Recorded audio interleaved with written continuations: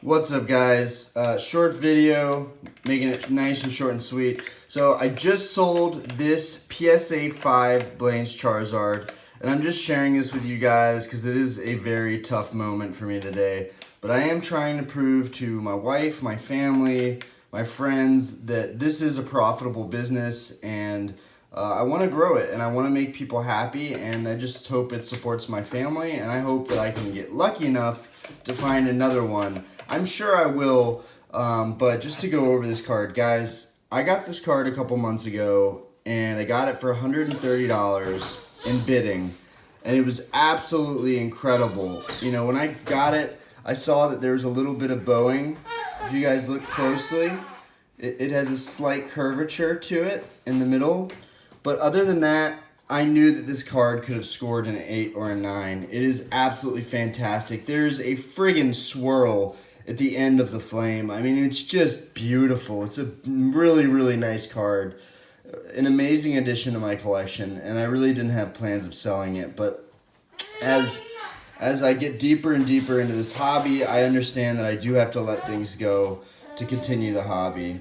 Anyways, I'm showing you guys the corners on this card.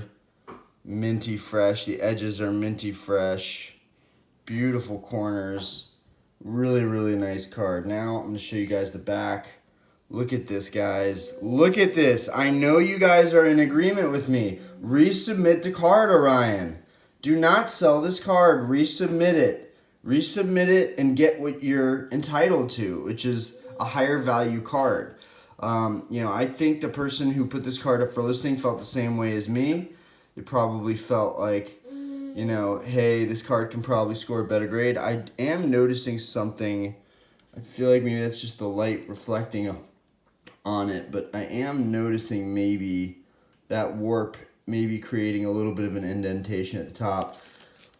Maybe it is, maybe that's a large warp going on here. I don't know. It's a little bit curved, but for the most part, man, it's just such a nice card from the front. It's such a nice card, and it's going to be tough to let it go. So this is definitely one of the treasure pieces in my collection, where I didn't spend much money on it, but that's part of the whole thing is that I got a really good deal. If I walked into a store and spent $130 locally cash on a card like this, graded with its condition, like fives never look this good. They have like chipped edges and corners, and there's always easy to find imperfections. This one is very, very tough to point out. I'm looking for things to point out. The only other thing I can point out, and look at that sheen on the hollow. It's really, really nice. It looks like it came right out of a pack. And that swirl is beautiful. Yeah, guys, this is going to be really, really tough. But I'm trying to run it. I'm trying to run a business. And I know other big YouTubers always put, really, really cool stuff up for sale because they know the art of sacrificing and moving on to the next thing. So that's what I'm trying to take part in. And I really need the sales for my store, but also in general, I need to make more money these days. I have a growing family, so I have to let go of this card.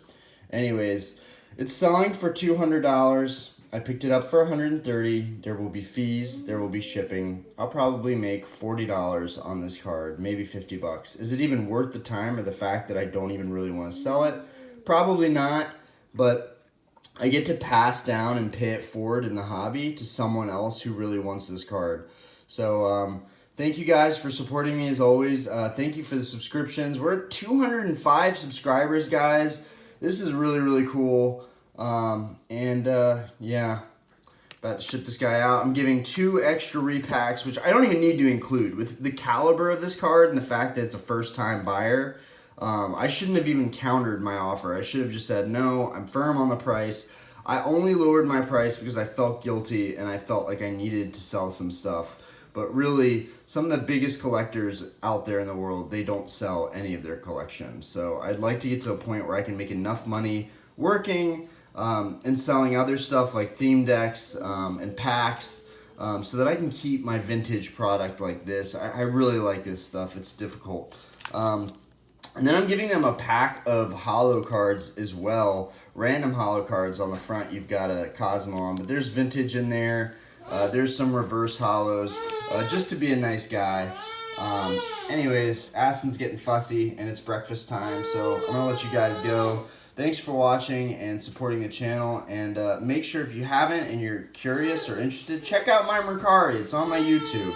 I have good deals, not the best deals, but I'm also new to selling on Mercari and in the market in general. And I can only let go of stuff, at a profit from what I bought it for. So you can't expect insane deals, as I'm not really trying to get rid of stuff per se. Anyways, peace out, guys. Thanks for watching.